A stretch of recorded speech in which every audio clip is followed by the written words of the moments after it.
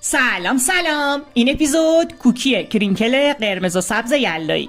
امروز قراره یه حال خوب یلایی بسازیم.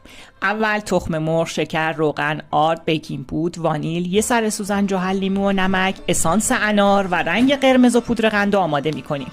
مواد رو طبق ویدیو مخلوط میکنیم و بعد روش رو با پلاستیک میپوشونیم و حدود 2 تا 3 ساعت میذاریم تو یخچال تا آرامش بگیره.